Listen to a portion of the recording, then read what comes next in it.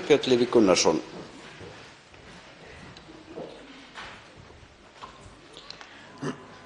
Forseti. Við þurfum að ræða ofbeldi.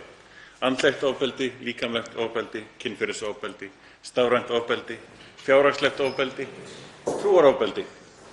Við þurfum að ræða ofbeldi af því að það er út um allt, í skólum meðal nemenda, á heimilum milli foreldra, á vinnustöðum milli samstarfsfólks, á netinu milli ókunnugra og á Alþingi milli samherja.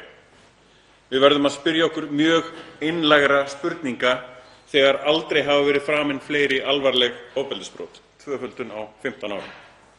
Við verðum að spyrja af hverju og við verðum að þora að hlusta á svarið, jafnvel þó það komi í ljós að það sé sjálfum okkur að kenna.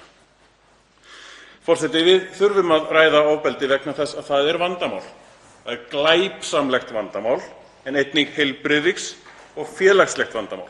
Vandamál sem að stjórnmál eiga að leysa. Vandamál sem við leysum ekki með aukinni vopnvæðingu eða vanfjármögnun á heilbrigðis- og félagslega kerfinu og alls ekki með því að daðra við fordóma, mismunun, rasisma í pólitískum tilgangi.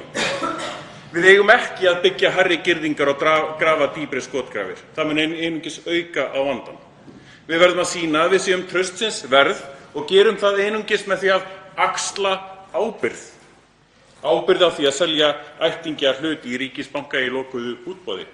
Ábyrgð á því að hækka laun kjörinna fulltrúa langt umfram aðra. Ábyrgð á því að framfylgja ekki niðurstöðum þjóðaratkvæðagreiðslu og svo mætti lengi telja. Skortur á ábyrgð og afskiptaleysi gagnvart vanda í heilbrigðiskerfinu og félagslega kerfinu rífur samfélagið okkar í sundur.